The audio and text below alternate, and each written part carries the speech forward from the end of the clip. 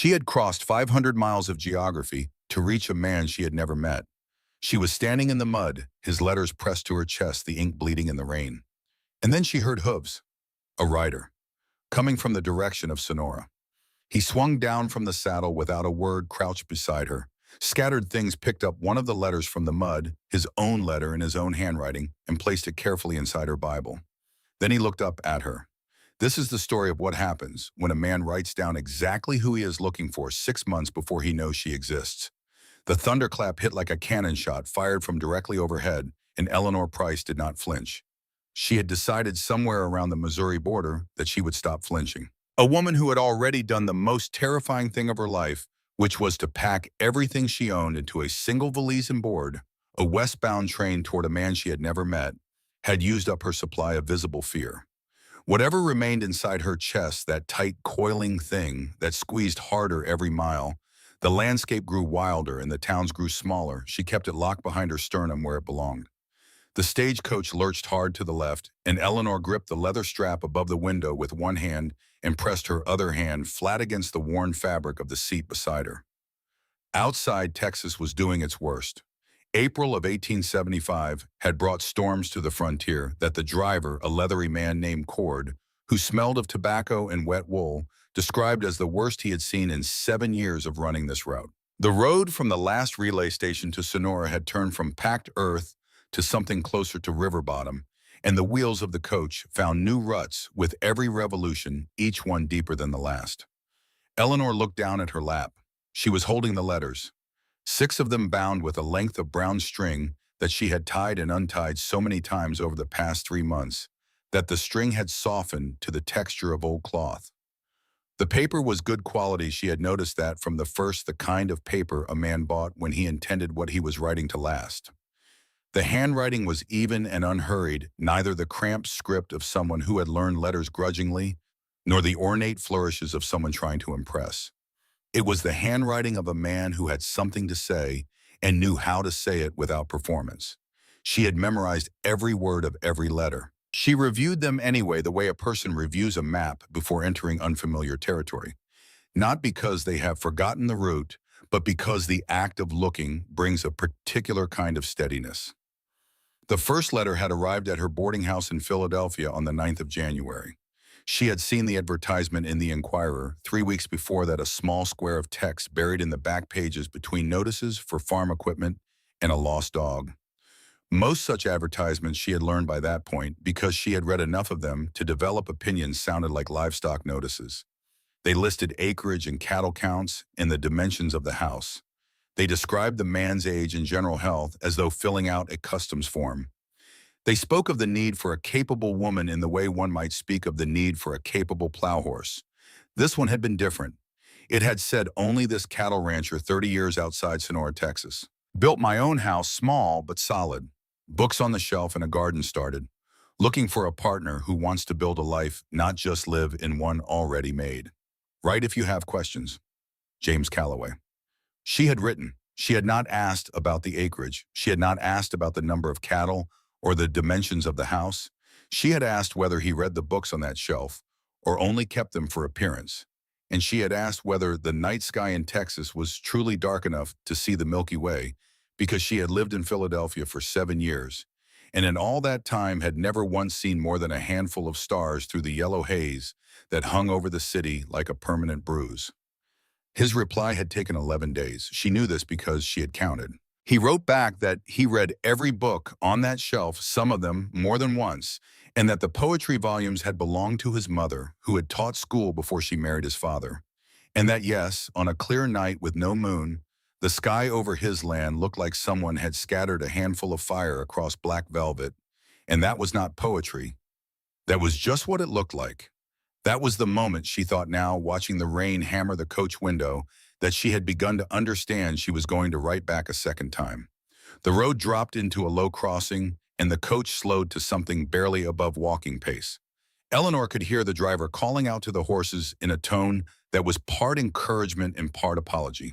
The rain on the roof was no longer individual drops, but a continuous roar, the kind of rain that erased distinctions and made the world outside the window into a single gray curtain. She thought about what D. Harriet had said 3 weeks ago, the last time they had spoken with anything approaching civility. Her aunt had stood in the narrow hallway of her house in the Chestnut Hill neighborhood, hands folded at her waist, and looked at Eleanor with the expression she reserved for situations that disappointed but did not surprise her. You have a position, Harriet had said. You have respectability. You have prospects if you would only accept one of them. And you are trading all of that for a letter from a cattle rancher in Texas whom you have never laid eyes on. Eleanor had said, I am trading a room with 4 walls I know for land I have not yet seen. Harriet had said, that is the same thing as said differently. Eleanor had said, no, it is not. They had not agreed. Eleanor had not expected them to. The stagecoach lurched to a halt so sudden that Eleanor pitched forward and caught herself against the seat back in front of her. Through the rain-streaked window, she could see almost nothing, just the gray wash of the storm and the dark shape of a wooden post at the side of the road. The driver's voice came down muffled through the roof. Last stop before Sonora, miss. You certain you want off at Willow Creek Crossing, man? You are looking for. Ain't likely waiting in this. Eleanor straightened her hat, which had tilted considerably. She looked at the letters in her lap. She looked at the window. She looked at the letters again. She was 23 years old. She had been orphaned at 16 and had rebuilt herself from that point with nothing but her own steadiness and a willingness to keep moving forward even when forward looked like the wrong direction. She had learned to teach reading to children who did not want to learn. She had managed a boarding house room on a teacher's salary in one of the most expensive cities in the country. She had turned down a proposal from a kind but hollow man named Frederick, who would have given her comfort and nothing else, and she had turned down a proposal from a wealthy attorney named George, who would have given her status and nothing she actually wanted. She was not a woman who turned back. She called up to the driver. Let me down. He helped her from the step to the ground, and the ground gave immediately under her boots, soft and cold, and the rain struck her like a physical thing, not falling so much as attacking from all directions simultaneously. The driver handed down her valise with an expression that combined sympathy with the particular resignation of a man who has learned not to argue with determined women. Good luck to you, miss, he said. She heard the coach pull away. She heard the sound of it diminish through the rain until there was nothing left but the storm and the road and the silence underneath both of them. Eleanor opened her umbrella. The wind took it, immediately snapping it halfway inside out, and she had a brief, undignified struggle before she managed to close it again. She held it against her side like a collapsed wing. She looked ahead. The road descended through a shallow valley before rising again toward what she assumed was Sonora, though she could not see it. To her left, a wooden sign on a post caught her eye, visible only because she was almost upon it. She stopped and looked at it. Willow Creek, it said, 2 miles to Sonora. The lettering was even and unhurried, neither cramped nor ornate, the kind of lettering produced by a man who had something to communicate and saw no reason to complicate the act. She had seen that handwriting before, 6 times bound with soft brown string. She stood in the rain and looked at the sign for a moment longer than was strictly necessary. A man who put up his own road signs. A man who made sure travelers knew where they were. A man who built things not because someone asked him to, but because they needed to exist. She turned her face into the wind and started walking. She had covered perhaps 3/4 of a mile, which she measured in the growing weight of her gray-blue pioneer dress and the deepening cold in her hands, when she came to the place where the road curved down toward what would normally have been a small stream. It was not a small stream now. It was a rushing brown current, maybe 15 feet across, eating at the banks on both sides, carrying with it branches and clumps of grass and the general debris of a landscape that had received more water than it could hold. She stood at the edge of the descent and looked at it. The water was not impassable for a horse and rider, she judged, but for a woman on foot carrying a valise, it was going to require care. She started down the slope. The first 3 steps were manageable. The 4th step found a place where the clay had turned from mud to something closer to grease, and her foot went out from under her in the way that feet do when the ground has simply decided to become a different substance without warning. She went down hard on her left side, and the valise left her hand, and the latch gave on impact with the ground, and everything inside it scattered. She pushed herself upright immediately, knees sinking into the mud, and looked for the valise. It was there 3 feet away, sprung open like a gutted fish. her spare dress dark with mud, her small Bible.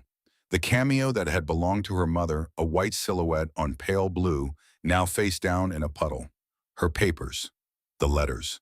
The letters were in the stream. Not deep in it, not carried away yet, just at the edge where the current eddied and turned the brown string still holding four of them together while the other two had separated and were floating, the ink beginning to bleed in the way that good paper bleeds when wet slowly with a kind of resigned dignity. She went into the water to her ankles and pulled them out. The cold of it was something else entirely. Not the cold of standing in rain, which was unpleasant but navigable, but a cold with intention behind it, the kind that drove up through the soles of her boots and into her bones and announced itself as a problem she would need to deal with later. She did not deal with it then. She pulled the letters from the water and held them against her chest with both arms wrapped around them and stood there in the mud at the edge of the creek and let the rain fall on her upturned face and breathed. She was a fool. Possibly. A complete fool, she had whispered to herself in the weeks after she had sent the first letter, and then the second, and then the third to think this would work. She had left a teaching position. She had left a room she knew four walls she could navigate in the dark. She had left the few friends she had made in 7 years of living in someone else's city. She had left all of it on the strength of 6 letters from a man she had never met. A cattle rancher with modest means but honest intentions. That was how he had described himself, not trying to impress, not trying to be more than he was. She had no doubt that the man she was walking toward existed. She had no doubt that the letters were real, that the handwriting was real, that the voice she had come to hear in those pages, careful and direct and occasionally briefly something approaching beautiful, was real. What she doubted standing in the mud with his letters pressed to her chest was whether the distance between the man on paper and the man in the flesh was a distance she could cross. She had crossed 500 miles of geography. She was not sure 500 miles was the hardest part. She began gathering her things. Her dress went back in the valise, heavy and cold. The cameo she checked for damage, found none tucked into her coat pocket where it could not fall again. Her Bible, her papers. She pressed each letter flat against the Bible's cover, using the leather to wick some of the water away, and then wrapped the Bible in her spare petticoat and put it at the center of the valise where it would have the most protection. Then she picked up the valise, which was now structurally compromised and would need to be held together by her grip, and started walking again. She had gone perhaps another quarter mile when she heard the horses. She heard them before she saw them, the wet percussion of hooves on soaked earth, the particular hollow thud of a large animal moving with purpose. She turned, squinting into the rain, and a shape resolved itself from the gray. A rider, a single horse, dark-coated and breathing hard, coming from the direction of Sonora.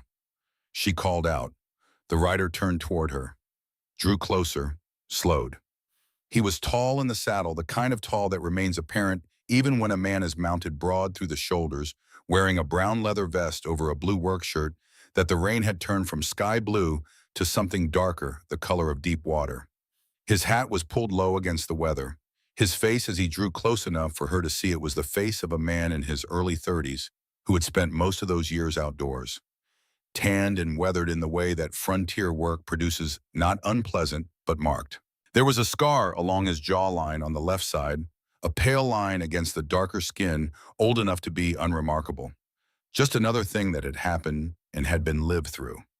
He stopped his horse 5 feet from her and looked down. He looked at her the way she had noticed certain people look at situations they were trying to understand completely before they responded to them. Not a head-to-toe assessment, not judgment, just looking carefully the way you look at a thing you want to understand. She spoke before he could. "I am Eleanor Price," she said. Her voice came out steadier than she expected, considering the rain and the cold and the state of her dress and the mud on her face and the fact that she was gripping a broken valise in both arms to keep it from falling apart entirely. "I am aware that I do not look like whatever you may have been expecting."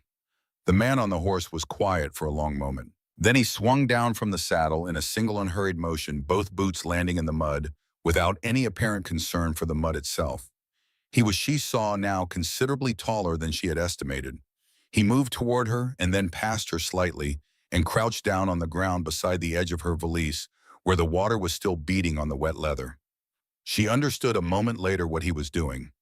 One of the letters had come loose again. It had slipped from beneath her arm when she turned, and it was lying in the mud 6 inches from her left boot, open and wet, the ink running in thin blue lines toward the edges of the paper. He picked it up. He looked at it.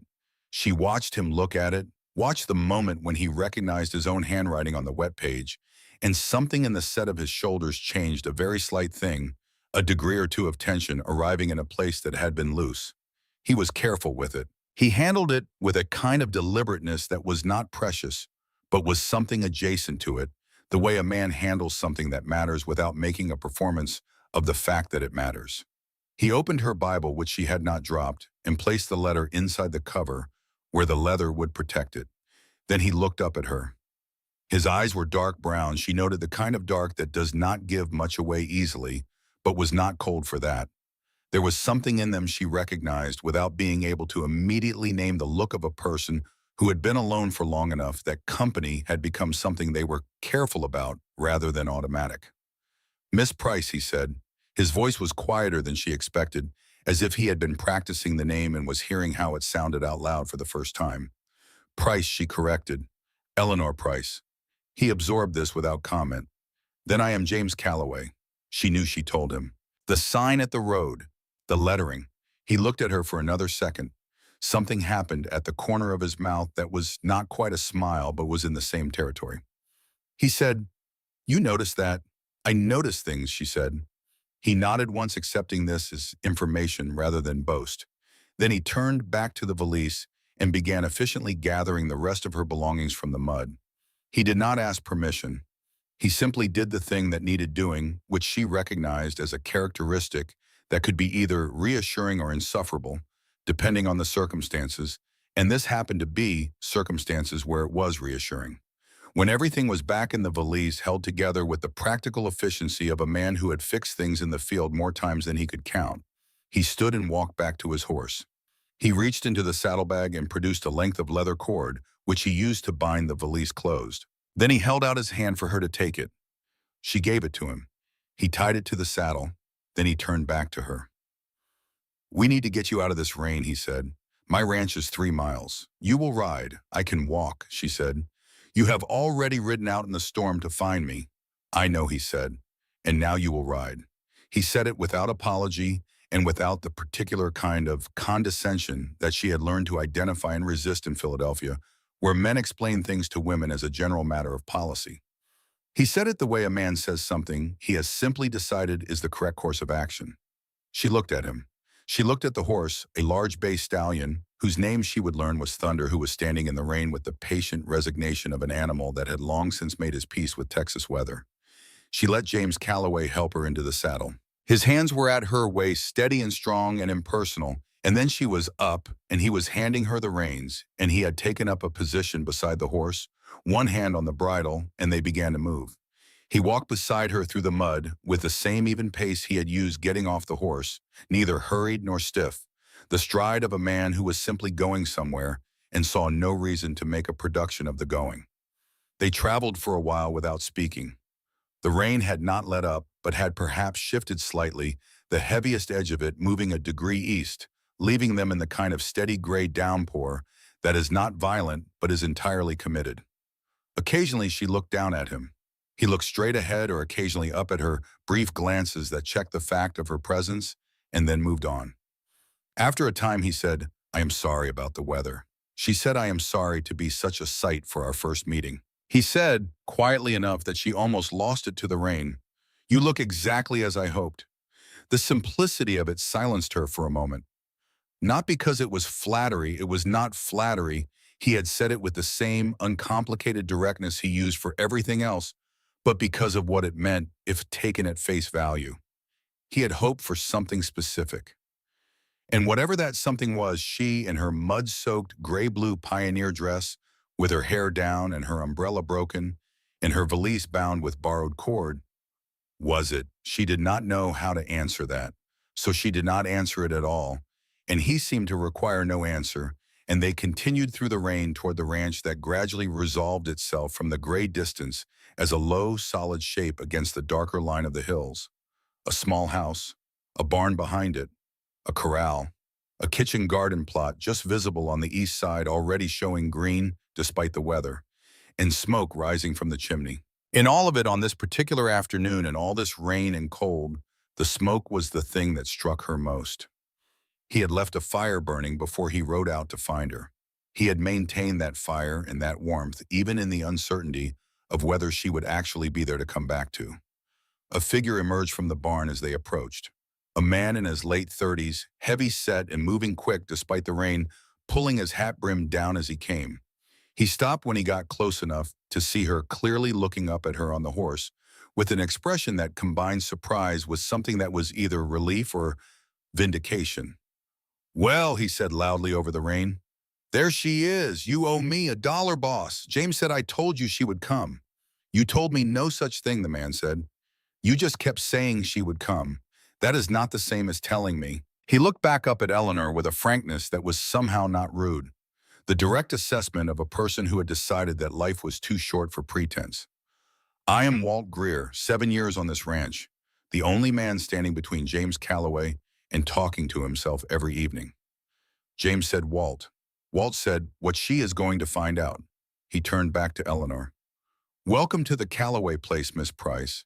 I had half a mind you did not exist until approximately now." Eleanor, who was cold and wet and tired in ways that went beyond the physical, found herself unable to do anything but tell the truth. "I was beginning to wonder that myself," she said. Walt Greer laughed. It was a genuine laugh, the kind that comes without planning, and it cut through the gray afternoon and the rain, and something about it made the tightness in Eleanor's chest loosen by a fraction. Inside the house, the fire in the hearth was burning with the focused efficiency of a fire that had been tended rather than merely started and beside the hearth. A rocking chair near beside the hearth. A rocking chair near the fire with a quilt draped over it, the kind of quilt made for use rather than display. On the small desk by the window, an inkwell and a pen and a wooden box with a fitted lid. "There is a bedroom through there," James said, indicating the door on the far wall. "It is yours. I have the lean-to out back." She turned to look at him. He was standing near the door, water dripping steadily from the brim of his hat, still wearing the brown leather vest over the dark blue work shirt, and he looked in the firelight like a man who had been working on each side for 15 years and would not have traded it for any alternative. "You have been sleeping in the lean-to," she said. "Since last month," he confirmed. "Wanted you to have privacy, but there was no certainty I would arrive," she said. "No," he agreed, "there was not." She looked at him for a moment. He looked back. She said, "You built the fire anyway." He considered this as though it were a factual statement requiring acknowledgement rather than a compliment requiring a response. He said, "A house without a fire in April rain is not worth coming home to." Then he excused himself to see to the horse and bring in more firewood, and Eleanor stood alone in the center of the room and breathed the smell of wood smoke and dried herbs and old books. She looked at the shelves. There were perhaps 40 volumes she counted quickly. Poetry, some history, 2 volumes of natural science, a Bible separate from the one she had brought, a worn almanac. She crossed to the shelves and ran her fingers along the spines. Wordsworth, Tennyson, a volume of Keats with pages so worn and soft they had lost their original stiffness. She pulled the Tennyson from the shelf and opened it to the first page. Inside, in a woman's handwriting, fine and precise, and different from James's broader hand, was written Margaret Clare Calloway. Her book, his mother's book. The school teacher who had married a rancher and brought her volumes of poetry into this life that was always going to be about cattle and weather and the long, slow work of building something from nothing. Like her, Eleanor thought. The handwriting in the front of this book belonged to a woman who had been something like her and who was gone now, and whose son had kept the books. She was still holding the Tennyson when James came back in with the firewood water running from his hat to the floor, and stopped when he saw what she was holding. "Your mother," she said. He set the wood by the hearth and straightened. "Yes," he said. "She taught school before she married your father." He looked at her. "Yes," he said again. "Like me," she said softly. He was quiet for a moment. "Then that was part of why your letter stood out. Among 7 responses she remembered." "Among 7, he confirmed. She put the book back carefully and went to see about making tea because there were things happening inside her chest that she was not yet ready to examine directly, and making tea was a concrete task that kept her hands busy and her face turned away for a few necessary minutes.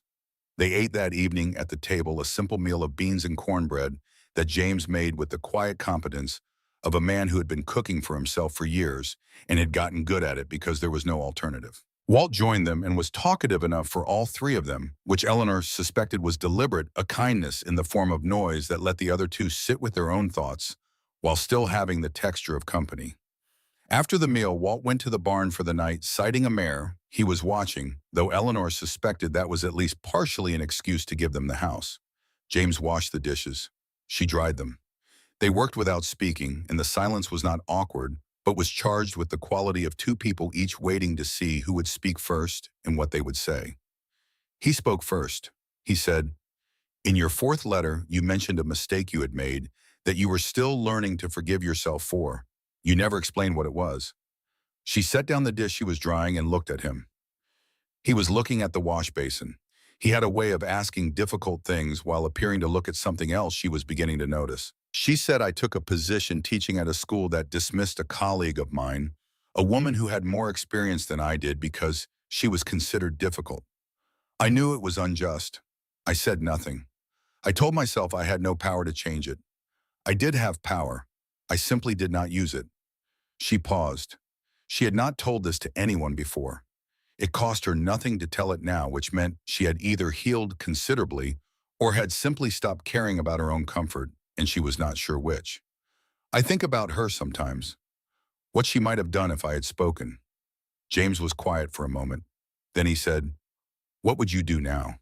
She said, "Speak." He nodded. He handed her the last dish to dry, and she dried it, and he emptied the wash basin, and they moved to the sitting area by the fire. She took the rocking chair.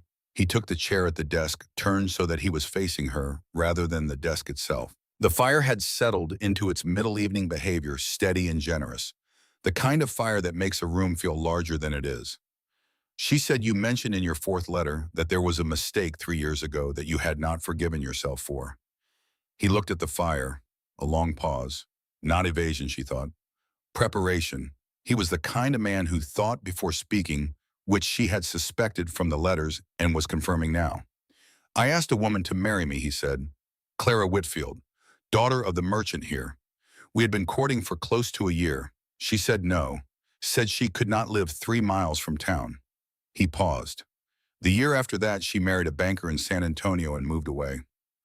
"I am sorry," Eleanor said. He shook his head. "That is not the mistake. The mistake was that I knew somewhere around month 4 of the courtship that she did not want what I was offering. The ranch, the distance, the particular kind of life it is. I knew, and I kept going because I thought perhaps I was wrong, or perhaps she would change." He looked at the fire. "I was not wrong. She did not change. And I wasted time that belonged to both of us pretending otherwise." Eleanor looked at him. He had said this with the same directness he used for everything, no self-pity, no drama, just the plain accounting of a decision that had not served either party. She said, "And last year someone mentioned she came back to Sonora." He looked up.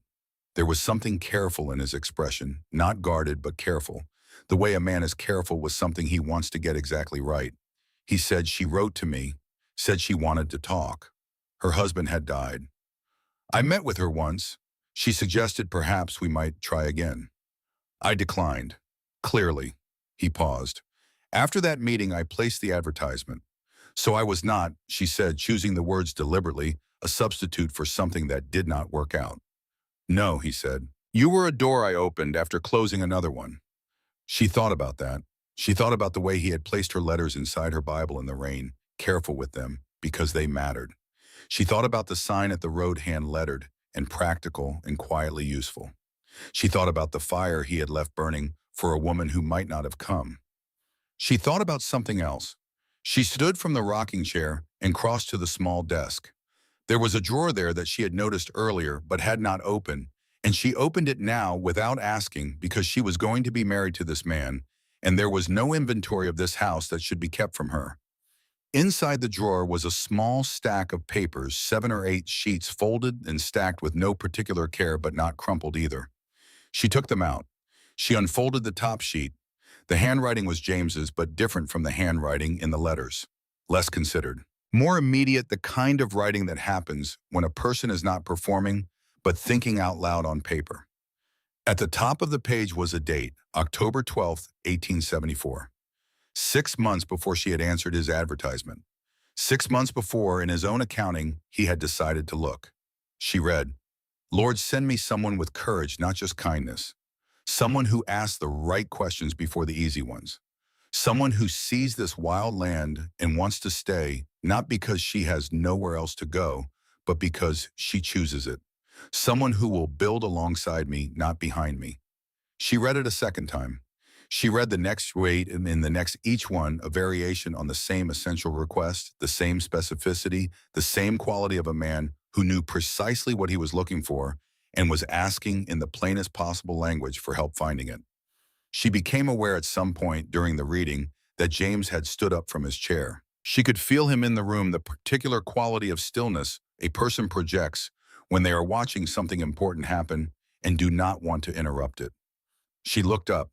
He was standing near the hearth, still wearing the brown leather vest over the dark blue work shirt, his hat finally removed and held in one hand.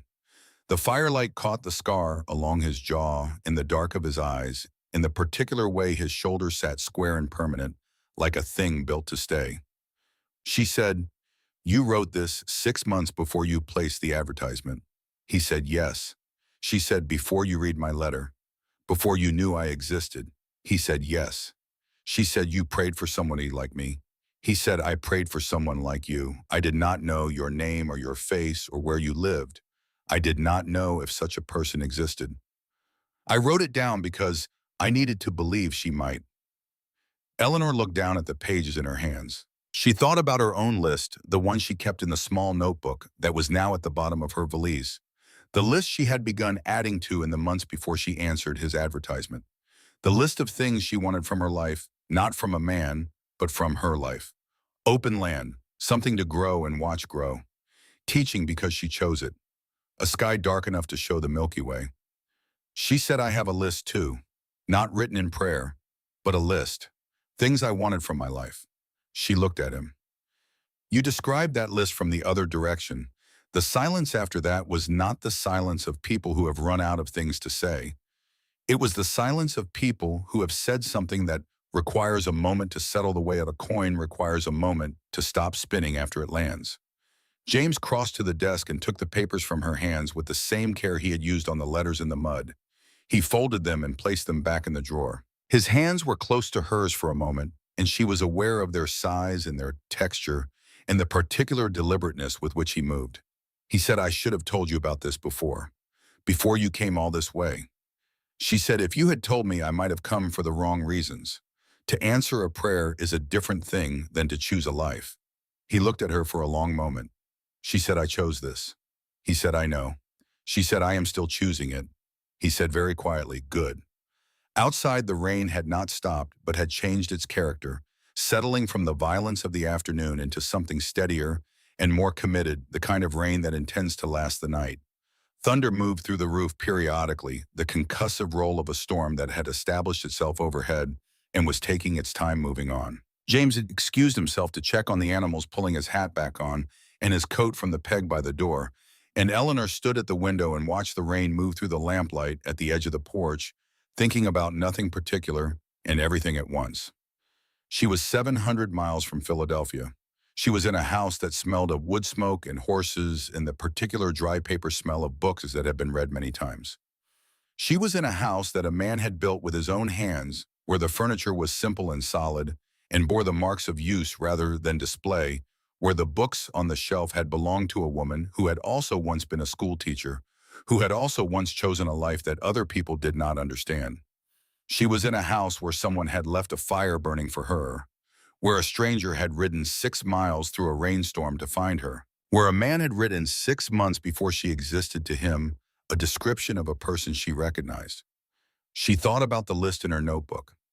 She thought about what it would mean to cross things off it. She thought about what it would mean to add new things, things she had not known to want because she had not yet known they existed. She went to the bedroom and found the trunk James had mentioned, which held his sister's clothes simple and well-made, and she changed out of her soaked gray-blue pioneer dress and hung it by the fire to dry, and braided her hair back and sat on the edge of the bed that had been made up with clean sheets and a heavy quilt. And she felt the exhaustion of the day settle into her bones like the cold had settling in deep and true. When James came back in, she heard his boots at the door and his coat on the peg, and the sound of the stove being checked, the routine sounds of a man ending his evening. She heard him stop near her door for a moment, a pause in the footsteps, and then the footsteps continuing toward the back door and the lean-to beyond. She lay down. She looked at the ceiling of the room in the dark, listening to the rain on the roof and the fire settling in the hearth, and faintly the sound of movement from the lean-to, and she thought, this is what it sounds like to not be alone in a house. And then she thought, I came 700 miles in a rainstorm, and I slipped in the mud, and I lost the letters temporarily, and I found them again, and I met a man who wrote down what he was looking for before he knew I existed, and the thing he wrote down was me. And it was the last thought she had before the exhaustion of the day finally claimed her, because somewhere between that thought and sleep, the tight, coiling thing behind her sternum had quietly and without fanfare begun to loosen. Outside, the rain continued. The fire in the hearth held. The storm had done its worst, and they were both inside it, and neither had turned back.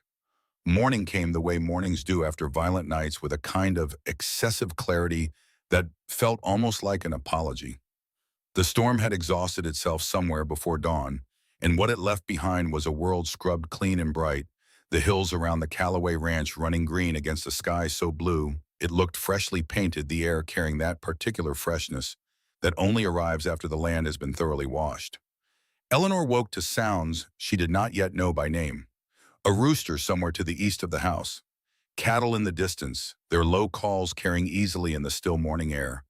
The particular rhythmic percussion of a bucket being moved, and beneath all of it, a man's voice low and even, saying something to a horse in the tone that people use when they are not performing for any audience.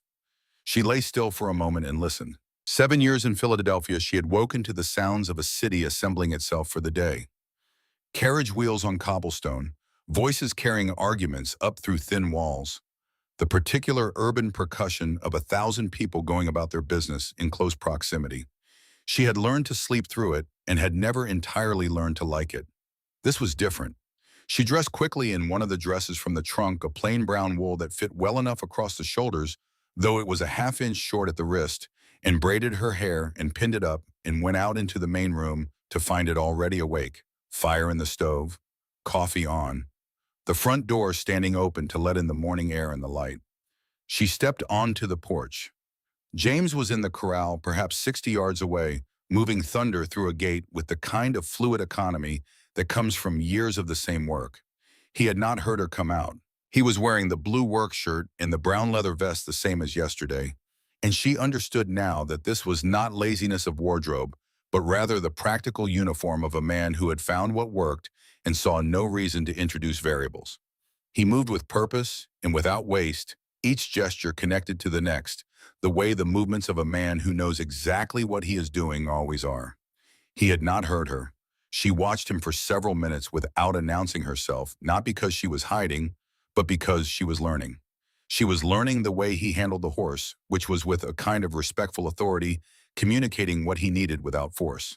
She was learning the way he paused occasionally to look out at the hills, a brief assessment of the horizon that was not daydreaming but something more functional, a rancher's habit of checking the world for information. She was learning the way he looked in his own place on his own land, doing his own work, which was different from the way he had looked the evening before in the firelit room, a little looser, a little more himself. Walt came out of the barn, saw her on the porch, and raised a hand in greeting. She raised a hand back. He said something to James that she could not hear, and James turned and saw her, and there was a moment before he raised his own hand in which his face had an expression she could not yet read, but intended to learn. She went inside and made breakfast. She found eggs in the small pantry and bacon wrapped in cloth and cornmeal, and she understood the stove well enough by the time James came in that the eggs were already done and the bacon was finishing. He stopped at the door the way he had stopped the evening before, surprised by the presence of a meal he had not made. "You did not have to," he said. "I wanted to," she said. And then because it was true, and she saw no reason to obscure it, I needed something to do with my hands this morning. He sat at the table. Walt came in a few minutes later, looked at the food, looked at Eleanor and said, I have been eating James's cooking for 7 years, and I will tell you plainly that this is already better. James said, sit down, Walt. Walt sat down, still looking pleased with himself, and the three of them ate together in the morning light coming through the window. And Eleanor thought that if she had been asked a week ago to imagine what the first morning of this life might feel like, she would not have imagined it feeling quite so much like something she had been doing for a long time. The days that followed had a texture she had not expected. She had anticipated difficulty. She had been right about that. She had anticipated strangeness. She had been right about that too. What she had not anticipated was how quickly certain kinds of strangeness could resolve themselves into familiarity when the people involved were paying attention. 3 days after her arrival, James took her to see the orchard. It was on the east side of the property, a quarter-acre of young apple trees that had not yet reached the height of a man's shoulder, planted in 2 rows with the careful spacing of someone who intended them to be there for a long time. The storm had knocked several of the young trees sideways in their stakes, and James was working down the row, straightening and retying them, moving methodically from one to the next. These were planted last year, he said, without looking up from the stake he was driving. They have not fruited yet, she observed. He shook his head. Another few years before the first real harvest. He moved to the next tree. This variety, properly tended, will produce for 50 years. She stood at the edge of the row and looked at them. Small trees with their stakes and their careful spacing and their patient waiting to become what they were eventually going to be. She said, you planted them before you knew I was coming. He looked up briefly. Before the advertisement, yes. She thought about what that meant. A man planting trees he would not harvest for years in the expectation of a future that was not yet real. A man building a lean-to and clearing out a bedroom for a woman who might not come. A man writing his prayers on paper 6 months before he placed the advertisement that would eventually bring her here. She said, you are a person who believes in things before he can see them. He drove another stake into the soft earth. He said believing in them is sometimes the only way to make room for them to arrive. She did not answer because the answer seemed unnecessary. She picked up a spare stake from the pile at the edge of the row and moved to the next leaning tree, and they worked down the road together without further discussion, and the morning sun climbed over the hills, and the wet earth steamed gently, and the orchard that was going to take years to become what it was meant to be slowly straightened itself back up. 7 days after her arrival, she found the Tennyson on the shelf again and carried it to the chair by the fire that evening while James was working at the desk and Walt was occupied with something in the barn. She opened it to a page near the middle and read a passage aloud, not to James particularly, but to the room the way she sometimes read aloud to herself when she was working through the sound of something. James set down his pen. He said without looking up the next stanza. She looked at him. He was still looking at his work. She read the next stanza. He let her finish it, and then from memory, without looking at her or the book, he recited the stanza that followed. His voice in recitation was different from his speaking voice, slower and more deliberate, as if the words deserved more space. He had learned it from the page she understood from this exact page in this exact book, in this room in the evenings, over however many years he had been here alone. She read the next passage. He answered. They went back and forth through 3 pages of Tennyson in the firelight, and neither of them commented on what they were doing. And when Walt came back in from the barn and looked at the two of them, and then looked at the ceiling and shook his head slowly, Eleanor understood that this was something Walt had been waiting to see happen. After Eleanor had gone to bed, she heard Walt say to James, voice lowered, but caring, you have been reading that book to the horses for 3 years. At least now you have someone worth reading it to. James said nothing audible. But she heard Walt laugh again, that genuine laugh, the kind that comes without planning. On the 10th day, James attempted to teach her to milk the family's cow, a large and expressionless animal named Bessie, who regarded Eleanor's early attempts with what seemed to Eleanor to be personal disappointment. Eleanor had never milked a cow. She was aware in theory of how it was done. Theory and practice proved to be separated by a distance that Bessie made clear she found unacceptable. James stood behind her and slightly to the left watching. He kept his face composed for what she estimated was approximately 10 seconds before the composition failed, and the laugh arrived low and genuine, and surprised as if it had come from a place that did not usually allow exits. It was the first time she had heard him laugh like that from somewhere real, rather than somewhere polite and she turned to look at him and found his face entirely transformed by it, younger and easier, the careful watchfulness had temporarily gone, replaced by something that was simply a man who found something funny and was not trying to hide it. She said, I am glad my failure is educational. He said, getting himself back under control. It is not failure. It is information. Then he crouched beside her and showed her again. And this time she listened with the attention she had given her most difficult students. And by the end of the morning, Bessie had forgiven her enough to cooperate, and James had laughed twice more. And Walt, who had witnessed the entire proceeding from the barn door, announced that this was the most entertainment he had had since the previous autumn when a raccoon had gotten into the supply room. These were the days, small and specific and accumulating the way days do when the people living them are paying attention. But beneath the accumulation, something else was building. Eleanor could feel it the way you feel weather before it arrives, a pressure in the atmosphere, a quality of the light that suggests change. It had a name. She had heard it already in the terse syllables of Maggie Thorne's lowered voice. It had a face she had not yet seen, and it was waiting for her in Sonora. The town was smaller than she had imagined and more complete than she had expected. A single main street with wooden boardwalks, the buildings arranged with the practical logic of a community that had grown because people needed it rather than because anyone had planned it. The Mercantile, a hotel, a bank with a painted sign over the door, a church with a bell tower, and at the far end of the street, the saloon, which was the oldest building and the one that had required the least justification. They rode in mid-morning, Eleanor on Daisy and James on Thunderbound. The road still muddy in the lower sections but passable.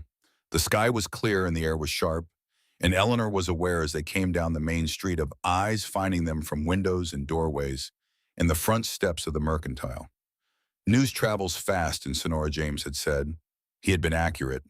Maggie Thorne was through the Mercantile door before they had fully dismounted, moving with the purposeful energy of a woman who had been waiting for this moment and was not going to miss it through dawdling.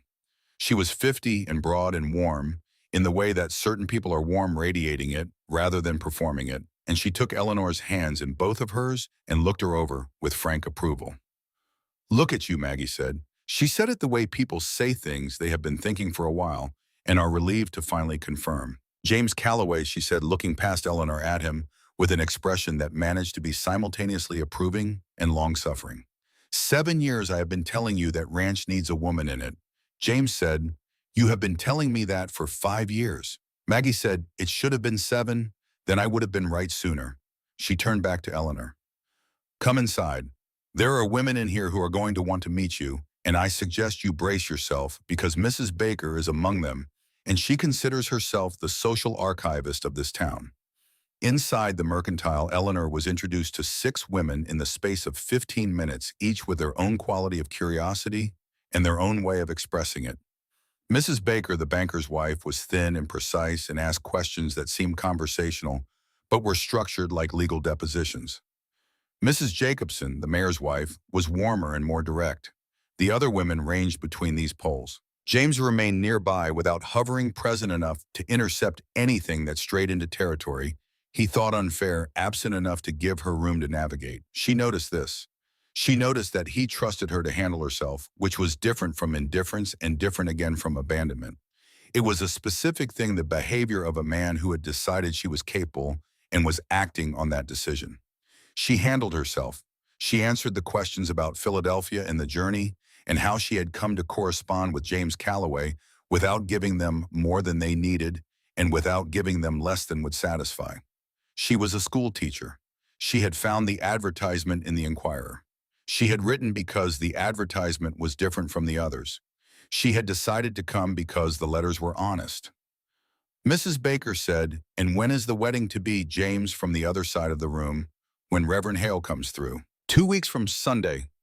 Mrs. Baker said, so soon. James said, not particularly. Mrs. Baker looked at him and then looked at Eleanor and then said, with the particular tone of a woman who is going to pursue something until she is satisfied, I imagine your aunt in Philadelphia has opinions about all of this. Eleanor said, my aunt has opinions about most things.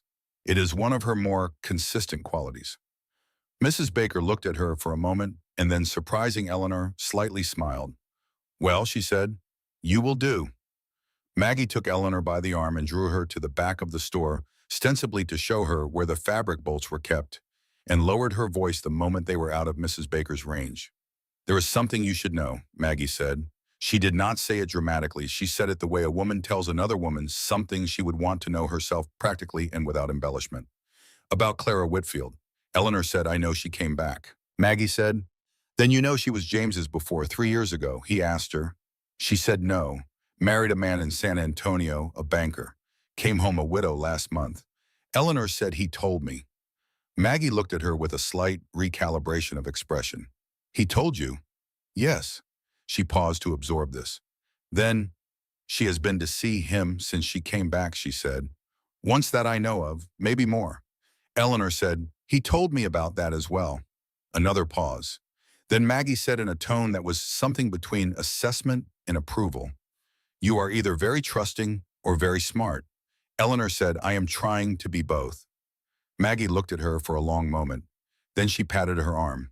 "Good," she said, "because there is something else." She lowered her voice a further degree. "Harlan Briggs." And at the name, something in the room changed, quality subtle and real, the way a room changes when someone mentions something everyone has been carefully not mentioning. The name was new to Eleanor in one sense. She had not heard it before this week, but she had seen the face that went with it because Harlan Briggs had been in the mercantile that morning. She had noticed him the moment he walked in, not because he announced himself loudly, but because of the opposite, because he was the kind of man who entered rooms with a specific quality of quiet, the quiet of someone who was accustomed to the room rearranging itself around his arrival. He was 55 perhaps, with the silver hair of a man who had let it go that color because it looked distinguished rather than because he had run out of alternatives. His suit was better than anyone else's in Sonora by a considerable margin. His hands were the hands of a man who had not done physical work in years, well kept and deliberate. He had shaken James's hand with the warmth of a man greeting a neighbor he liked, and he had looked at Eleanor with a smile of welcome that her 5 years of reading children's faces told her was a performance. Maggie said, "He is the banker. He has been trying to buy the land adjacent to James's ranch for 3 years. The owner, old Mr. Hatch, won't sell to Briggs, but Hatch has agreed in principle to sell to James when James can raise the price." Eleanor said, "And Briggs knows this." Maggie said, "Briggs knows everything that happens in Sonora. That is how he has kept what he has." She looked toward the front of the store, checking position. "He did not get where he is through the kind of direct action that leaves witnesses. He works through contracts and fine print and the particular patience of a man who is willing to wait as long as it takes." Eleanor stored this information in the place where she kept things that needed further examination. James came to find her 20 minutes later, and they made their purchases and said their goodbyes and rode back toward the ranch in the mid-morning light with the conversation neither of them had fully had yet sitting between them on the road like a third rider. She said, "Maggie told me about Briggs." He said, "What did she say?" She told him. He was quiet for a moment. He said, "Briggs has been patient. I have been trying to save faster than he moves. So far, it has been close enough," she said. "And if he finds another way to block the sale," he said, "then I find a way around it." He said it without drama. The way a man who has been solving problems alone for years talks about problems as a series of situations that require responses rather than a series of crises that require fear. She looked at him riding beside her, the brown leather vest and the blue work shirt, the careful way he held the reins, the habit of scanning the horizon that she now recognized as information gathering rather than distraction. She said, "You are not going to do all of this alone anymore, you know." He looked at her. She said that was part of the arrangement. He was quiet for a moment. Then he said, "I am still learning what that means." She said, "So am I, but I am learning." They rode the rest of the way in silence that was neither comfortable nor uncomfortable, but was honest, the silence of two people who have said something true and are letting it settle before they say anything else. 3 days later, Clara Whitfield came to the ranch. Eleanor was in the kitchen garden when she heard the horse. She straightened up and turned and saw a woman on a gray mare coming up the road carrying a covered dish, wearing clothes that were noticeably finer than anything the women of Sonora had been wearing in the mercantile. She was beautiful. Eleanor registered this as a fact rather than a threat, the way you register weather. Blonde hair, dark eyes, the kind of face that had been well arranged by genetics and well maintained since. She carried the covered dish with the ease of someone performing an act of welcome that she had performed before. Walt appeared from the barn and looked at the woman and looked at Eleanor, and his expression did something complicated that he resolved by going back into the barn. Clara Whitfield dismounted and smiled and said, "You must be Eleanor. I brought a pie." She said it with the warmth of genuine hospitality, or a very good imitation of it. And Eleanor, who was covered in garden dirt and not at her best, accepted the pie and the warmth and the visit with the composure she had developed over years of managing rooms full of children who were testing limits. They sat on the porch and drank tea. Clara talked about Philadelphia, about which she knew a little, and about Sonora, about which she knew a great deal, and about the ranch, which she described with the familiarity of someone who had walked through it before. Each sentence she said was courteous. Each sentence also carried something underneath it, a second frequency that Eleanor heard clearly. She was not certain Clara was aware she was transmitting it. James came in from the north pasture while they were on their second cups and stopped when he saw Clara on the porch. His expression did not change visibly, but something in it changed texturally, a degree of warmth removed, replaced by a very careful evenness that was its own kind of message. He said Clara's name in greeting, and Clara said his with a warmth that exceeded the greeting he had given, and Eleanor watched the slight adjustment in his posture that was not quite stepping back, but was directionally related to it. Clara stayed another 20 minutes and then made her departure with graces and compliments about the ranch that were genuinely observed, if somewhat pointed in their implication. When her horse had carried her down the road and around the bend, James stood looking at the empty road for a moment. He said, "She will come back." Eleanor said, "I know." He said, "I did not invite her." She said, "I know that too." He turned from the road and looked at her. She was looking at the road where Clara had been. She said, "She is not what concerns me." He said, "Then what does—" She picked up the teacups from the porch railing. She said, "Nothing yet. I will tell you when it does." She took the cups inside and washed them at the basin, and she listened to him come in behind her and hang his hat and pour himself coffee, and she thought about Maggie's words and Briggs's smile and the particular patience of men who work through contracts and fine print, and she filed all of it in the part of her mind where things waited until they were needed. 2 days before the wedding, Walt came to find her in the kitchen with an expression she had not seen on him before. He was a man who used expression for effect, for humor, for emphasis. But this was something else. This was a man who had found something out and was deciding how to handle it. He sat down at the table and put a folded paper on the surface between them. She looked at him, then she looked at the paper.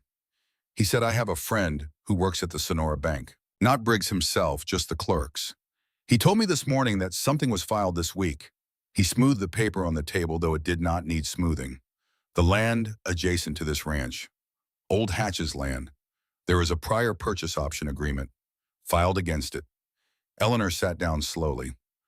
Walt said the agreement was signed by Clara Whitfield's husband before he died. He was a banker, as you know. He put down an option to purchase that land 18 months ago. The agreement transfers to Clara as his widow. Eleanor picked up the paper and read it. The language was legal and dense, but she had been teaching reading for 5 years and had learned that language of any kind once you understood that it was simply arranged words could be decoded with patience. She read it twice. She said, "When does the option expire?" Walt said, "It has a 60-day enforcement window from the date it was filed." He paused. "The filing date is 2 days ago." She looked at the paper. She thought about what she was reading. She said, "So, the option expires the day after tomorrow, the day of the wedding." Walt said yes. She said if Clara enforces the option by midnight of the wedding day, she acquires the right to purchase that land. James loses his chance to expand the ranch. Walt said, "That is correct." She set the paper down on the table. She looked at it. Outside the window, she could hear James in the corral, the low commands he gave to the horses, the particular pattern of his presence that she had learned in 2 weeks as distinctly as she had learned anything. She said, "Does James know?" Walt said, "Not yet. I came to you first." She said, "Why?" Walt looked at her directly. He said, "Because you are the one who is going to figure out what to do about it." She picked up the paper again and held it in both hands and read the legal language with the concentrated attention she gave to anything important. She was looking for something she had not yet found but believed was there, because documents written by men who expected not to be challenged often contain the kinds of errors that only became visible to people who read slowly and carefully. She read for a long time, and then she found it. Clause 8. The option agreement required enforcement through written notice to both parties of the original contract. Both parties. Old Mr. Hatch was one. The other was the county land office. But the copy of the notice on file at the bank, the copy Walt's friend had provided, had only one set of acknowledgement signatures. The county land office signature line was blank. She set the paper down. Walt was watching her. She said, "The enforcement procedure is defective. The option cannot be legally exercised without notice to both original contracting parties. The land office signature is missing." Walt stared at her for a long moment. He said, "You read the whole thing." She said, "I read everything." He said, "You found that in there?" She said, "It is there to be found." Walt sat back in his chair. He made a sound that was not quite a laugh and not quite a sigh. He said, "Miss Price, I owe you an apology." She said, "What for?" He said, "For being surprised." He shook his head. "James is going to need to see this." She said, "Not tonight." Walt looked at her. She said, "He has had a long day and his wedding is in 2 days and he trusts me to handle things." "I say I will handle. I'm handling this. Tomorrow morning will be soon enough." Walt looked at her for a long moment. Then he picked up his hat from the table and stood up and said, "7 years I have been watching out for that man." He paused in the doorway.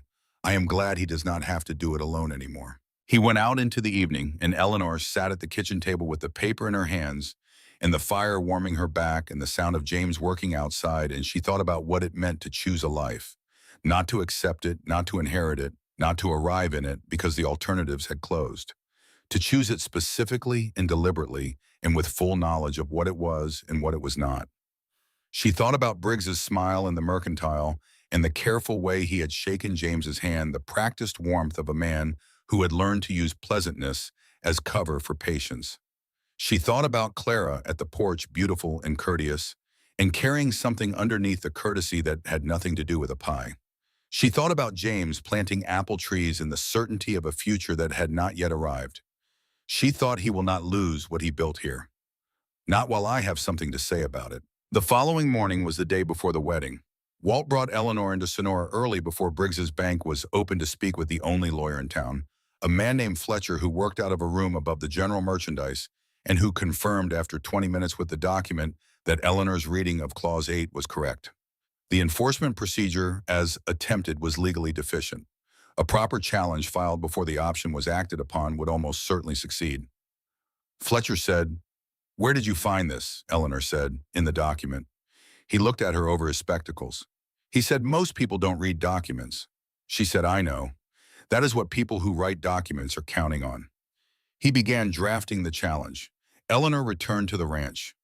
James was in the barn with Walt when she arrived, doing what James was always doing when she returned from somewhere which was working. She came through the barn door, and he looked up from the fence section he was repairing, and his expression shifted the careful reading of her face that she had noticed he did when she came back from anywhere checking for information. She said, "I need to tell you something." She told him all of it, the paper Walt had found, the clause she had read, the lawyer she had seen that morning. She told him in the order it had happened, without editorial, without drama. He listened. When she finished, the barn was quiet except for the horses and the morning birds and the distant sound of cattle. He said, "When did Walt find this?" She said, "Yesterday evening." He said, "You did not tell me last night." She said, "You needed to rest. Your wedding is tomorrow and your wound is not fully healed, and there was nothing you could do last night that I could not do this morning." He looked at her for a moment with an expression she was beginning to be able to read, the one that arrived when he was adjusting his understanding of something. He said, "You handled it." She said, "I handled what I could handle. Fletcher is filing the challenge this afternoon." "That closes the legal avenue." He said, "That leaves Briggs." She said, "Yes." He said, "He will not take this quietly." She said, "Probably not. But he will take it legally. That is the kind of man he is. He works through paper." James set down the fence section he had been holding. He stood up to his full height and looked at her, and in the morning light coming through the barn door, he looked entirely himself, the man she had found in his letters, and confirmed in 2 weeks of daily proximity. The man who read poetry and built his own road signs and planted trees before the future was certain and wrote his prayers down on paper because he needed to believe the answer was possible. He said, "Eleanor." She said, "James." He said, "I thought I was asking someone to share a life I had already built." She said, "Nothing, waiting." He said, I did not understand until recently that I was asking someone to help me build it. She said, there is a difference. He said, there is a very large difference. She said, yes. He crossed the distance between them, which was not large, and took her hand and she let him take it, and they stood in the barn in the morning light. While outside, the day continued its ordinary work, and neither of them said anything else for a while because there was nothing else that needed to be said. Clara Whitfield came to the ranch that afternoon, this time without the pie, this time without the social warmth of the previous visit. She arrived alone and tied her horse at the fence and came to the porch where Eleanor was sitting with the mending, and she stood at the foot of the porch steps and looked at Eleanor with an expression that had finally dropped its performance and was simply what it was. She said, "You found the claws." Eleanor said, "I did." Clara said, "Fletcher told his clerk. His clerk told Mrs. Baker. Mrs. Baker told everyone." She was quiet for a moment. She said, "I did not fully understand what Briggs was using me for." Eleanor looked at her. She believed this. She believed it the way she believed most things people said when they had finally stopped performing, which was cautiously but genuinely. She said, "You signed the transfer papers without knowing what he intended to do with the option." Clara said, "He told me it was a formality, that he was protecting my interests as a widow." Eleanor said he was protecting his own. "He has been trying to acquire that land for 3 years. You were the mechanism." Clara stood at the bottom of the porch steps and looked past Eleanor at the house behind her, the house she had been in before years ago, when things between her and the man who owned it were still unresolved. She had a look on her face that Eleanor recognized as the look of a person seeing clearly something they had made a mistake about, not with bitterness, simply with the plain acknowledgement that things had gone as they had gone and could not be undone. She said, "He is going to build something worth having here.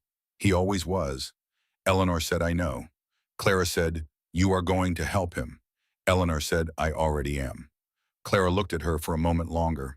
She nodded once, a small and genuine gesture. Then she untied her horse and mounted and rode back down the road towards Sonora without looking back, and Eleanor watched her go and thought about the particular kind of courage it takes to leave cleanly without revisiting or re-arguing, and found she respected it. Walt came around the corner of the house and looked at the road where Clara had been. He said, "Well, that is something." Eleanor said, "She is not a bad person." Walt said no. He looked at the road a moment longer. "She made her choices and she is living with them. Same as everyone." He went back around the corner without saying anything else, which was, Eleanor thought, exactly the right thing to do. She put down the mending and looked out at the hills. The afternoon light was changing the long golden slant of it that came in the hours before sunset and made the Texas landscape look like something from a painting, everything saturated and specific and briefly extravagantly lit. Tomorrow she would walk down the aisle of a small church in a small town and make promises to a man she had known for 2 weeks and also in another sense for much longer than that.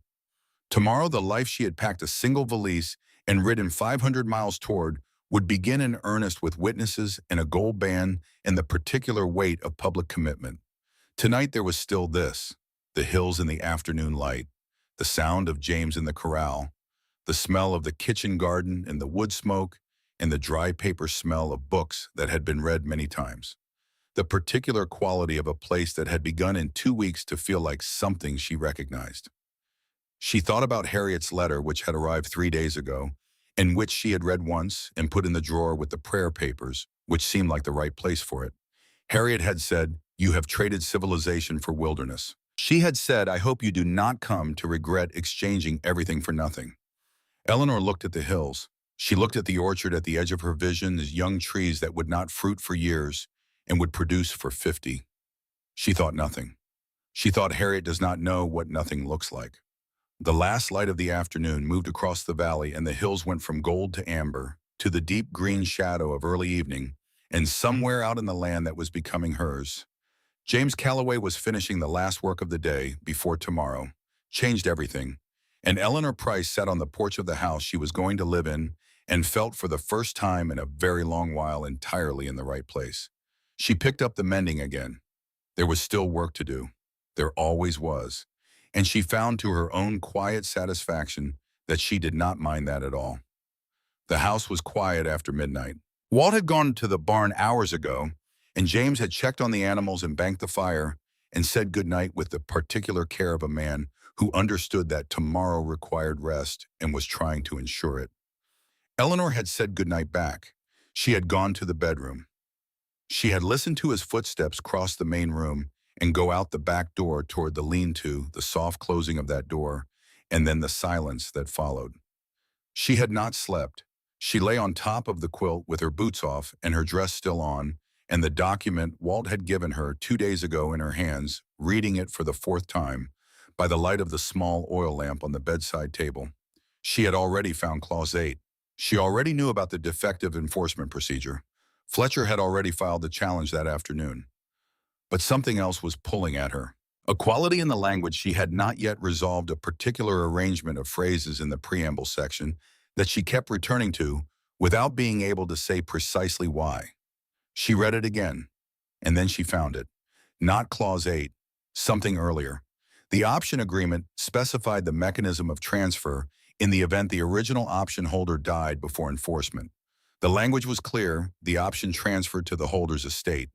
Clara Whitfield had inherited it as a widow, which was straightforward. But the transfer to a third party, meaning Briggs required the signature of the estate executor, confirming the transfer served the interests of the estate. Clara's husband's estate executor was a lawyer in San Antonio. His name was on the original probate filing, which Walt's contact at the bank had included in the packet of documents almost as an afterthought. His signature was nowhere on the transfer papers Briggs had filed. The transfer to Briggs was doubly defective. Not just Clause 8, the estate transfer authorization was also missing. Eleanor set the papers down on the quilt beside her. She thought about what this meant. It meant that Briggs had filed documents he knew were defective, or documents his own lawyer had not read carefully enough, which amounted to the same thing in practical terms. It meant that the challenge Fletcher had filed that afternoon was stronger than they had known when they filed it. It meant that not only could the option not be enforced as attempted, it could not be transferred to Briggs at all without starting the process over from the beginning. And the 60-day window expired tomorrow. She sat up slowly and moved to the small desk in the corner of the bedroom, the one James had put there when he set up the room, and she sat down and pulled a sheet of paper from the drawer and picked up the pen and began to write out exactly what she had found, clearly, and in order, the way she had always organized complicated information for her students. Break it into parts. Name each part. Show the connection between them. It took her until 2 in the morning to have it written in a form she was satisfied with. She folded the papers and set them on the desk. She blew out the lamp and lay down again, and this time, because the thing that had been pulling at her was resolved, she slept. Morning came the same way it always did on this ranch, with the rooster and the cattle and the low sound of a man talking to horses. Eleanor rose before full light, dressed, braided her hair, and came out to find the coffee already made and James already gone to the corral. She poured 2 cups and carried them outside. He heard her coming across the yard and turned from the fence he was examining. She held out one of the cups. He took it without comment, the way a man takes something that is simply being offered, and drank. She said, "I found something else in the document last night." He looked at her over the rim of the cup. She told him about the estate executor's signature. She told him about the preamble language. She told him that the transfer to Briggs was defective on 2 grounds, not 1, and that Fletcher needed to know before he met with Briggs' lawyer that afternoon. James held his coffee cup in both hands and listened to all of it without interrupting. When she finished, he said, "You were awake all night reading that document." She said, "I was awake until 2. Then I slept." He said, "You found this at 2 in the morning." She said, "It was there to be found." He set his cup down on the fence post. He looked at her in the early morning light. This man who had built this place and planted those trees and written his prayers on paper in the certainty of something he could not yet see, and his expression was the one she had come to associate with a man receiving information that required him to be still for a moment before he could respond to it. He said, "Eleanor," she said, "I know we need to get to Fletcher before the bank opens." He said, "That is not what I was going to say." She waited. He said, "I have been building this ranch alone for 8 years. I have made every decision alone, handled every problem alone." He paused. "I did not know what it would feel like to not do that." She said, "What does it feel like?" He was quiet for a moment. He said, "Like being less tired than I thought I was allowed to be." She looked at him. He was looking at the hills the way he did when he was saying something he was not accustomed to saying, finding the words in the middle distance rather than in her face. But he had said it. He had said it plainly and without performance, and she understood that for a man who had spent 8 years handling everything alone, this was a considerable thing to say. She said, "You are going to have to keep adjusting to it." He said, "I know." She said, "So am I." He picked up his coffee again. He said, "Let us go to Fletcher." They rode into Sonora before 8, Eleanor on Daisy and James on Thunder, and they found Fletcher already at his office above the general merchandise, which suggested that word of yesterday's filing had reached him with sufficient urgency to bring him in early. Eleanor laid out the second defect, the estate executor authorization, with the same organized clarity she had used at 2 in the morning, and Fletcher listened and looked at the documents and looked at Eleanor and then looked at James and said, "Where did you find her?" James said, "Philadelphia." Fletcher said, "Philadelphia produces good readers, apparently." He filed the supplementary challenge within the hour. By the time Briggs's lawyer arrived at the land office for the scheduled meeting, he found 2 defects waiting for him instead of 1, and the 60-day window had approximately 14 hours left on it, which was not enough time to cure either defect through proper procedure. Eleanor and James were not present for that meeting. They had left Fletcher to manage it and ridden back to the ranch because there was a wedding in the afternoon, and the women of Sonora were already arriving at the house with flowers and opinions. Maggie Thorne was the first, followed within 20 minutes by Mrs. Jacobson and 2 other women whose names Eleanor was still learning. They came with purpose and energy, carrying wildflowers cut from the fields outside town, and a jar of preserves from Maggie's pantry, and a collective determination to make this wedding look like more than the quiet private ceremony James had in mind. James took one look at the number of women arriving on his porch and found urgent business in the barn that he discussed at length with Walt, who was sympathetic, and both of them discovered tasks that required their attention at a considerable distance from the house until Maggie came to the barn door and said they could come back now. Eleanor let Maggie and the others arrange her hair, the gray-blue pioneer dress, pressed and clean, the same dress she had arrived in, mud-soaked and storm-worn, and somehow that seemed entirely right. She had arrived in this dress. She would begin in it. Maggie pressed a handful of wild yellow daisies into her hair, and Mrs. Jacobson said something quietly approving, and Eleanor looked at her reflection in the small mirror above the washstand and saw a woman who looked, she thought, exactly like herself, which was all she had ever wanted to look like. The church in Sonora was small and had been in continuous use since 1869, when the first families settled the area and decided that a town without a church was not yet fully itself. It had a bell tower with a bell that had been hauled out from San Antonio on a wagon and had survived the journey intact, which the congregation took as a favorable sign. Inside it held perhaps 60 people comfortably, and the people of Sonora, having decided that the marriage of their reserve cattle rancher to his mail-order bride from Philadelphia was an event worth witnessing, had filled it to that capacity and slightly beyond. Reverend Edmund Hale was a lean man of 60 who traveled his circuit with the methodical commitment of someone who had decided long ago that the work mattered and the discomfort did not. He had performed weddings in ranch houses and open fields, and once memorably in a barn during a blizzard, and he brought to every ceremony the same quality of attention, which was the quality of a man who understood that what was happening in front of him was real and permanent and deserved to be treated that way. James stood at the front of the church. He was wearing the blue work shirt and the brown leather vest, not a rented suit, not a borrowed coat, not anything other than what he was and what he wore when he was being himself. Eleanor saw this the moment she came through the church door and had a moment of something that was not quite surprise, but was its close relative, a thing registering as precisely correct before the mind has finished processing why. He was looking at her. Not the door, not the gathered town of Sonora, not the reverend waiting beside him.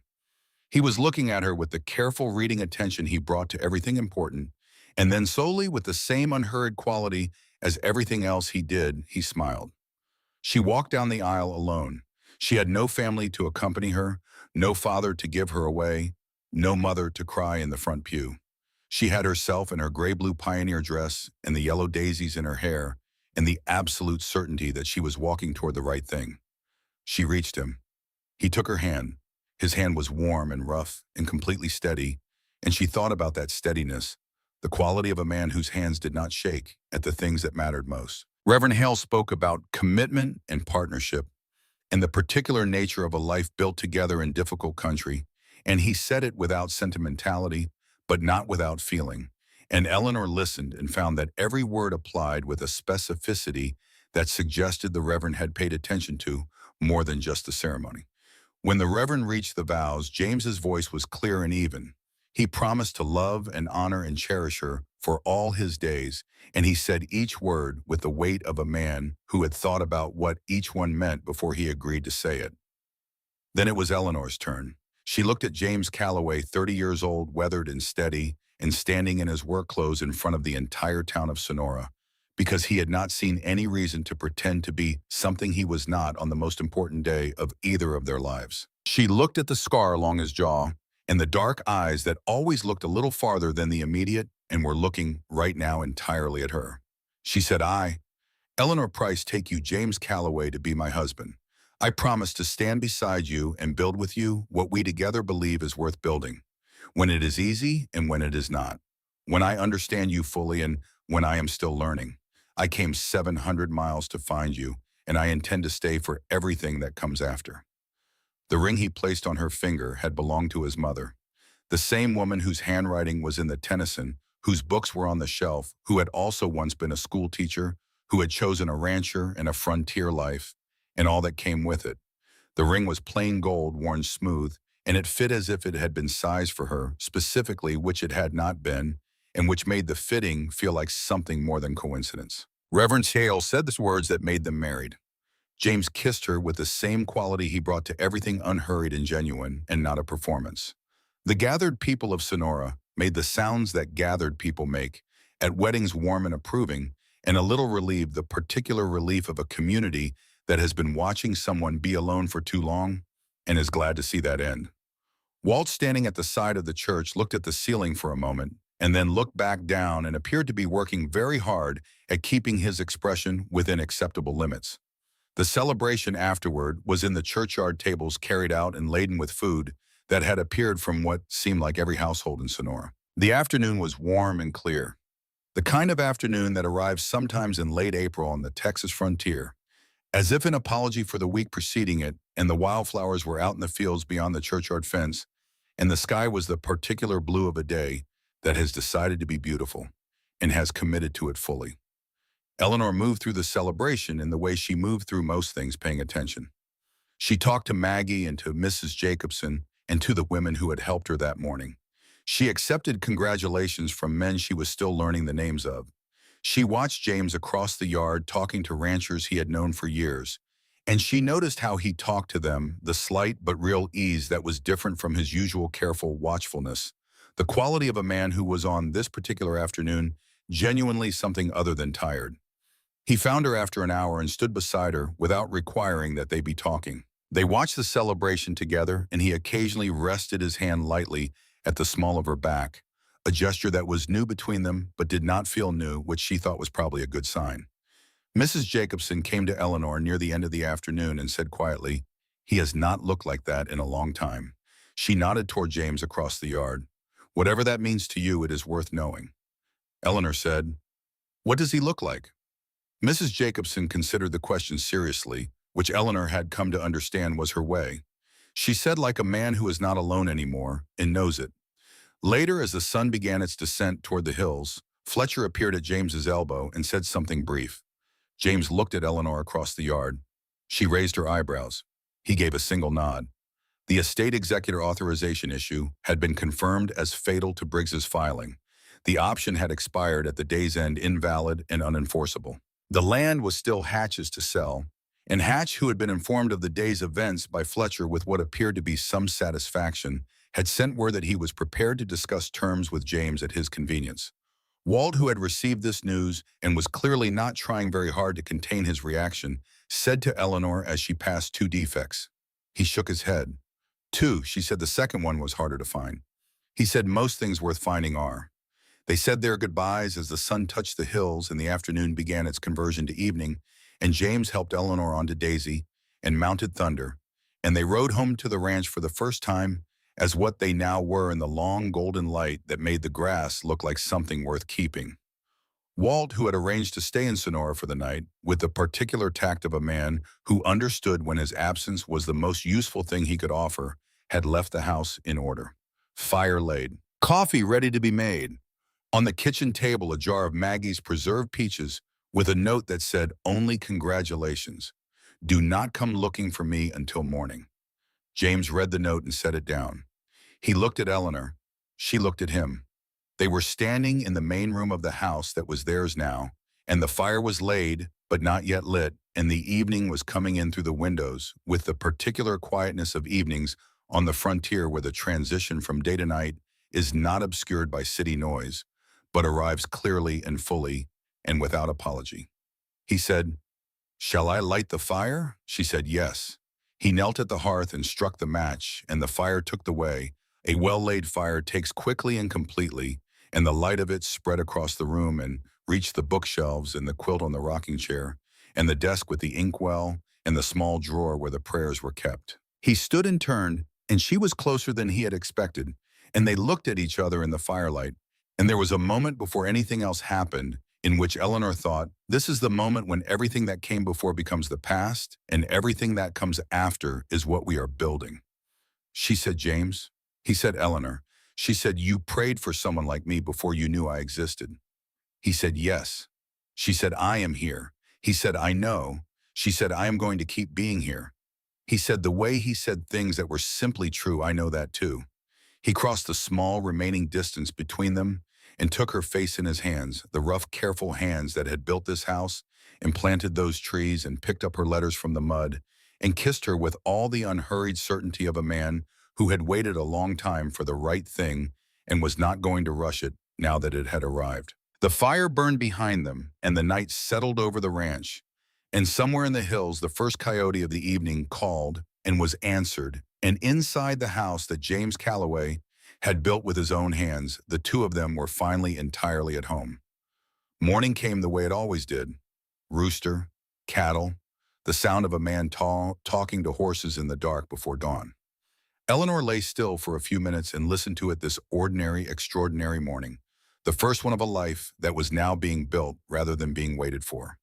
The fire in the main room had burned down to coals during the night, and the air in the bedroom had the cool clarity of early morning, and outside the window, the sky was doing the slow thing it does before sunrise, moving through degrees of darkness toward the particular gray that precedes light.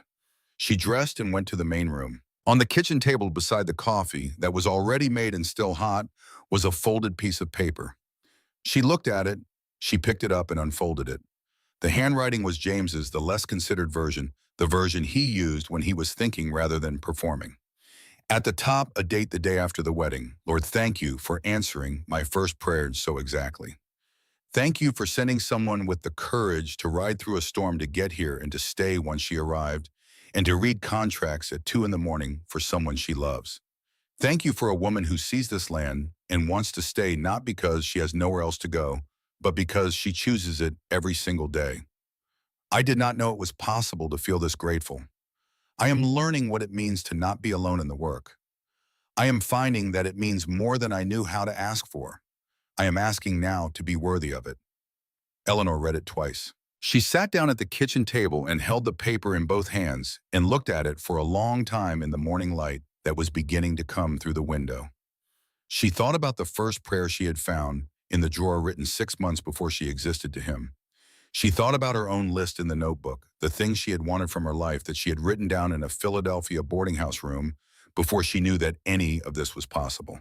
She thought about the 700 miles and the storm in the mud and the letters that had nearly dissolved in the creek water, and she thought about how close it had all come to going differently, how many moments there had been where a different choice would have led somewhere else entirely. She got up and went to the bedroom and found the small notebook in the bottom of the repaired valise. She carried it back to the kitchen table and sat down and opened it to the first page. Open land. Something to grow and watch grow. Teaching because I choose it. A sky dark enough to show the Milky Way. Someone who builds things because they need to exist. Someone who reads. She took the pencil from the kitchen drawer and sat for a moment thinking. Then she wrote at the bottom of the list, someone who prays for what he hopes is possible before he can see it. Someone who plants trees before the future is certain. Someone whose hands know what they are doing. She folded the notebook closed.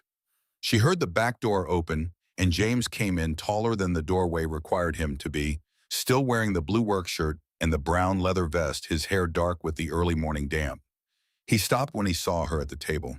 She held up the folded paper. His second prayer. He looked at it. He said, "I left it for you to find."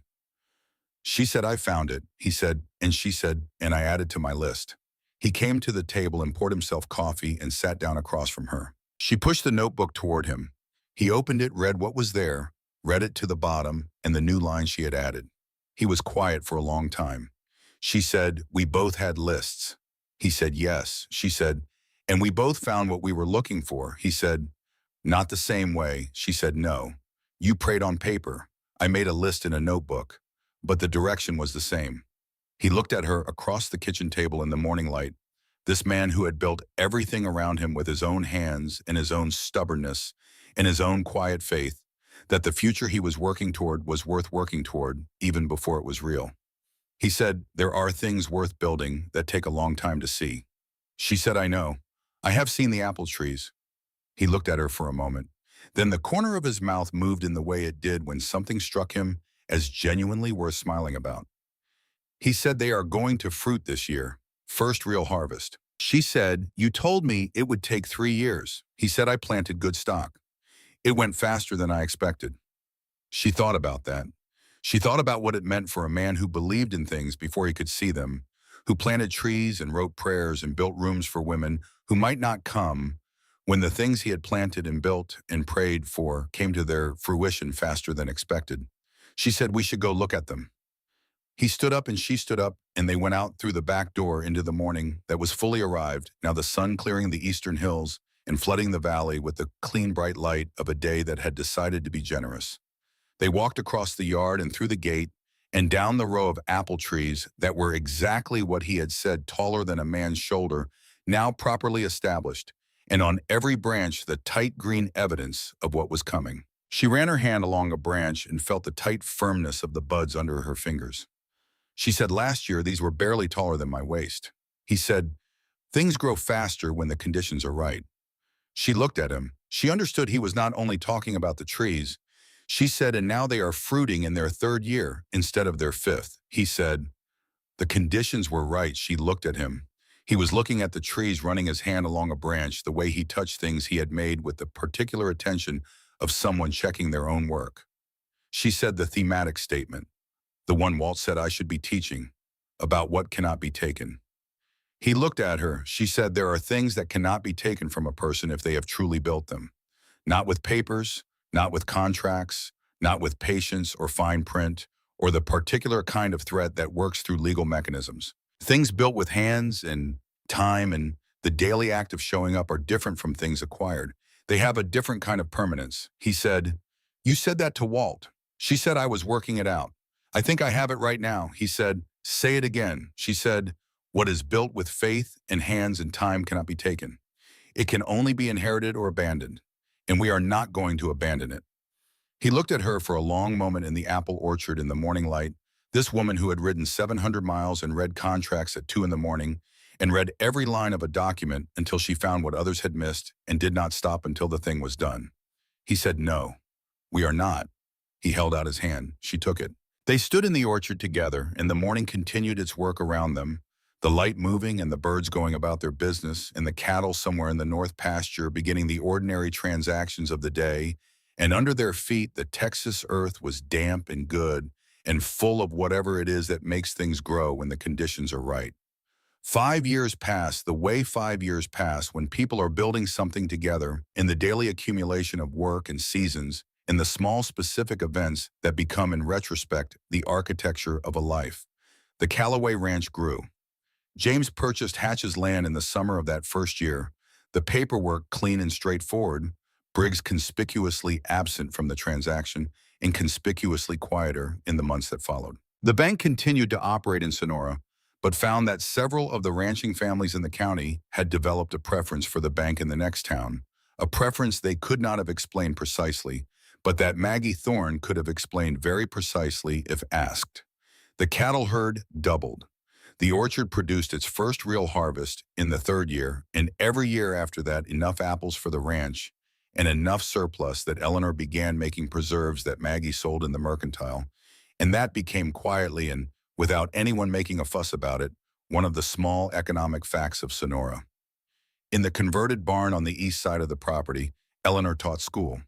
Not because she had to, not because there was no other option, and not because the four walls of the house had become too confining. Because 12 children from the ranching families of the surrounding area needed someone to teach them reading and writing and arithmetic and the particular skill of thinking clearly about difficult problems, and Eleanor Price Calloway was the best person available to do it. And she knew this and accepted it, not with false modesty or excessive pride, but with the plain satisfaction of someone doing the work they are suited to do. James had made the blackboard himself from pine boards plain smooth, and it was the best blackboard in the county by the assessment of the children who used it. Emma Calloway arrived in the spring of their second year, a fact that James received with the same quality he brought to all important things, with full attention and no performance, sitting very still in the kitchen for a long moment after Eleanor told him, and then standing up and holding her in the careful way of a man who understands that he is holding something more than one thing at once. Emma had her father's dark hair and her mother's gray-blue eyes, and she had from earliest consciousness an absolute certainty that the world was a place she was allowed to understand, which Eleanor recognized as the best possible inheritance. The autumn of the fifth year arrived with the particular clarity that follows a wet summer, the hills still green, but beginning their turn, the air carrying the first real edge of what was coming. Eleanor was on the porch in the late afternoon when she heard James and Emma coming in from the north pasture, the sound of Thunder's hooves and Emma's voice high and carrying, describing the new calves with the comprehensive authority of a 3-year-old who has been told everything and intends to report all of it. James lifted Emma down from the saddle and she ran toward the porch with the complete commitment of a child who has somewhere important to be. She threw herself at Eleanor's knees. She said, "Mama, Papa showed me the new calves. Me? They are soft, 3 of them. One is going to be mine." Eleanor said, "Is she now?" Emma said, "Papa said." James was coming up the porch steps, the afternoon light catching the silver that had begun appearing at his temples, the lines around his eyes that were laugh lines now, rather than the lines of a man carrying everything alone. He kissed Eleanor with the ease of a man who had been doing this for 5 years and intended to do it for 50 more. He looked tired in the good way, the way of a man who has worked hard at something worth working hard at. He said, "Good day." She said, "Fletcher sent a message. The Hanover family wants to talk about selling their northeast pasture." He said, "I know. I saw him in town." She said, and he said, "And I think we can manage it." He looked out at the land that stretched away from the house in every direction, the land that had been 20 acres when she arrived and was now considerably more than that. He said, "We have built something here." She said, "We have." Emma, who had been listening to the adult conversation with the concentrated attention she brought to everything, said, "Papa, tell Mom about the paper." James looked at Emma. He said, "Where did you find that?" Emma said, "On your desk. You left it there. I saw the writing." James looked at Eleanor. He had the expression of a man who has been found out in something that is not embarrassing, but is private, the particular expression of a person whose interior life has been unexpectedly made visible. Eleanor said, "What paper?" Emma said with the authority of a child reporting important facts. "Papa wrote a prayer about all of us, about me and Mama and the ranch and everything." "I saw my name." Eleanor looked at James. "He said I left it on the desk. I should have put it in the drawer." She said, "Will you show me?" He went inside and came back with a folded paper. The familiar quality of the handwriting visible, even folded, the less considered version, the thinking out loud version. He held it out.